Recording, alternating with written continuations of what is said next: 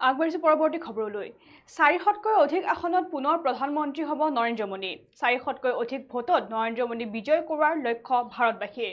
অসমৰ ৰাইজে 14খন আসনে প্ৰধানমন্ত্ৰীগৰাকীক উপহাৰ দিব সেয়ে সকলোৰে মুখে মুখে এতিয়া প্ৰধানমন্ত্ৰী নৰেন্দ্ৰ মোদীৰ নাম বজালিত ফণীভূষণ চৌধুৰীৰ হৈ নিৰ্বাচনী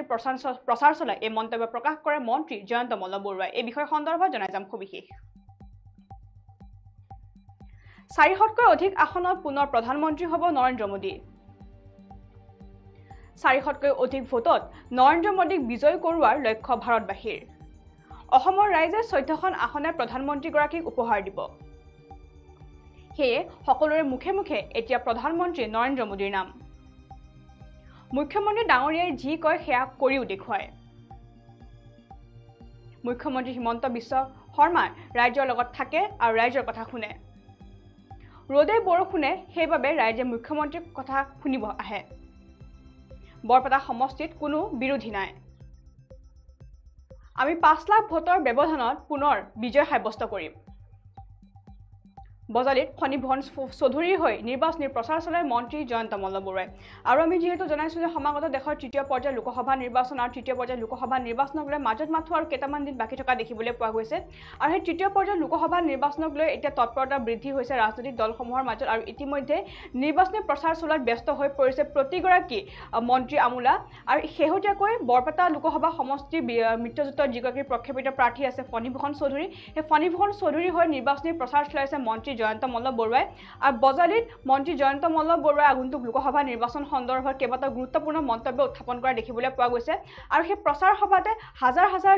জনতা সমাগম হোৱা দেখিবলৈ পোৱা গৈছে আৰু সেই নিৰ্বাচনী সভাৰ অন্তৰ পিছত সংবাদ মাধ্যমৰ আগত কেইবাটাও গুৰুত্বপূৰ্ণ মন্তব্য উত্থাপন কৰিছে মন্ত্ৰীগৰাকীয়ে আৰু তেওঁ উল্লেখ কৰিছে যে 400তকৈ অধিক আসনত পুনৰ প্ৰধানমন্ত্ৰী হ'ব নৰেন্দ্ৰ মোদী অৰ্থাৎ যিহেতু এবাৰ এনডিএ অৰ্থাৎ ভাৰতীয় জনতা পাৰ্টিৰ যি মিত্ৰজোঁট আছে তেওঁলোকৰ এনডিএ সেই এনডিএ পাৰ্টিয়ে পূৰ্বতে স্পষ্টভাৱে সদৰি কৰিছিল যে দেশত পুনৰ 400 আসনতে বিজয় সাব্যস্ত কৰিব ভাৰতীয় জনতা পাৰ্টি আৰু সেই কথা আগত ৰাখি মন্ত্ৰী জয়ন্ত মল্ল বৰুৱাই এতিয়া সদৰি কৰিছে যে 400তকৈ অধিক আসনত পুনৰ তৃতীয়বাৰৰ বাবে ভাৰতৰ প্ৰধানমন্ত্ৰী হ'ব নৰেন্দ্ৰ মোদী আনহাতে 400তকৈ অধিক ভোটত নৰেন্দ্ৰ মোদীক বিজয় কৰাৰ লক্ষ্য বৰ্তমান হাতত বান্ধি লৈছে ভাৰতবাসী অৰ্থাৎ প্ৰতিগৰাকী ভাৰতীয় নাগৰিকে এতিয়া নৰেন্দ্ৰ মোদীক তৃতীয়বাৰৰ বাবে ভাৰতৰ প্ৰধানমন্ত্ৰী হিচাপে প্ৰধানমন্ত্ৰী বনাবলৈ ইতিমধ্যে লক্ষ্য হাতত বান্ধি লোৱা দেখিবলৈ পোৱা গৈছে আৰু তাৰ বাবে যিসকল ভাৰতীয় নাগৰিক আছে সেই ভাৰতীয় নাগৰিকসকলে 400তকৈ অধিক ভোট প্ৰদান কৰিব বুলি নৰেন্দ্ৰ মোদী ইতিমধ্যে স্পষ্টভাৱে তেওঁ সংবাদ মাধ্যমৰ আগত সদৰি কৰা দেখিবলৈ পোৱা গৈছে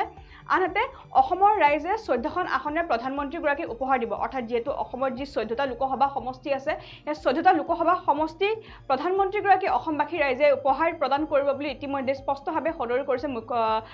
মন্ত্ৰীগৰাকীয়ে আৰু সেই সকলোৰে মুখে মুখে এতিয়া প্ৰধানমন্ত্ৰী নৰেন্দ্ৰ মোদীৰ নাম অৰ্থাৎ এতিয়া সেয়েহে বৰ্তমান অসমৰ ৰাজ্যৰ লগতে দেশৰ সকলোৰে মুখে মুখে এতিয়া প্ৰধানমন্ত্ৰী নৰেন্দ্ৰ মোদীৰ নাম উচ্চাৰিত হৈ থকা বৰ্তমান সময়ত দেখিবলৈ পোৱা গৈছে আনহাতে মুখ্যমন্ত্ৰী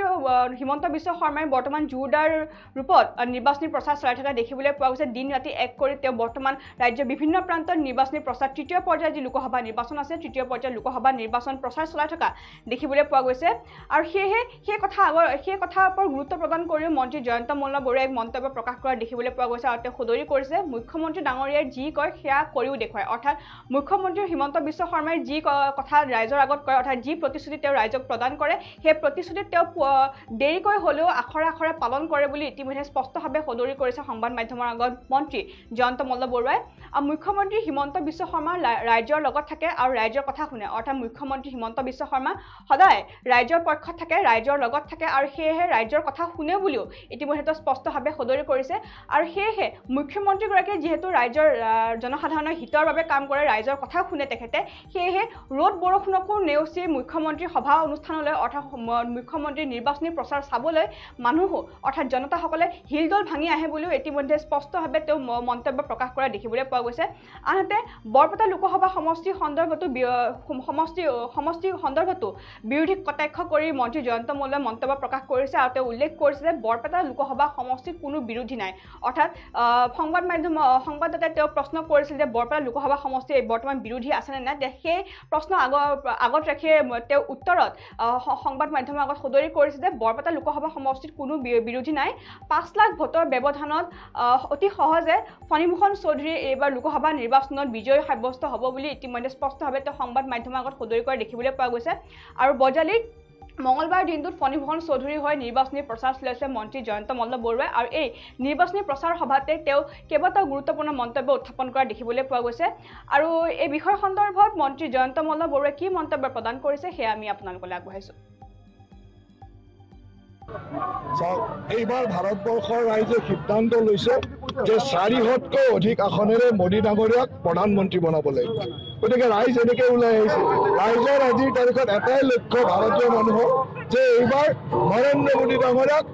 400তকৈ বেছি আসনেৰে প্ৰধানমন্ত্ৰী কৰি অসমৰ ৰাইজৰ কথা হ'ল যে 14খন আসন নৰেন্দ্ৰ মোদী ডাঙৰীয়াক উপহাৰ দিয়ে সেইকাৰণে চাৰিওফালে কেৱল মোদী ডাঙৰীয়াৰ জয়গান আৰু সকলোৱে আকৌ এবাৰ মোদী চৰকাৰ বুলি ওলাই আহিছে প্ৰবল বৰষুণ আছিলে মুখ্যমন্ত্ৰীৰ সভাত মানুহ বৰষুণ আহিলে দৌৰি যায় মূৰত চকী লৈ থিয় হৈ আছে ঘণ্টাৰ পিছত ঘণ্টা সেইটোৱে আমাৰ মুখ্যমন্ত্ৰী ডাঙৰীয়াৰ প্ৰতি ৰাইজৰ মৰম কাৰণ মুখ্যমন্ত্ৰী ডাঙৰীয়াৰ কথা শুনিবৰ কাৰণে কাৰণ মুখ্যমন্ত্ৰী ডাঙৰীয়াই যি কয় সেই কৰি দেখুৱায় ৰাইজৰ লগত থিয় হয় ৰাইজৰ প্ৰতিটো মনৰ কথা কয় সেইকাৰণে ৰাইজে ৰ'দে বৰষুণে বতাহে সকলোতে মুখ্যমন্ত্ৰী ডাঙৰীয়াৰ কথা শুনিব বিচাৰে আৰু সেইটোৰে প্ৰতিফলন সভা সমিতিত দেখা গৈছে আজি যেহেতু আপুনি কেইবাদিন ধৰি বৰপেটাত লাগি আছে আজি যদি আপোনাক আমি সুধো আপোনালোকে যিহেতু শাসকীয় বিৰোধী কোন আপোনালোক কোনজন বিৰোধী নাই বিৰোধী এনেকুৱা অৱস্থা যে বিৰোধী কোন বিৰোধীয়ে এতিয়া আলোচনা কৰি আছে যে কোনজন তেওঁলোকৰ প্ৰাৰ্থী আৰু তেওঁলোকৰ আলোচনা কৰোঁতে 7 তাৰিখ পাৰ হৈ যাব আৰু 7 তাৰিখৰ পিছত 4 জুনত ৰিজাল্টো ওলাই যাব আৰু আমি 5 লাখতকৈ অধিক ভোটৰ ব্যৱধানত বিজয়ী হ'ম পোষ্ট কৰিছে যে কোনজন পাৰ্টি ঠিক কৰিব কৈছে সেইকাৰণে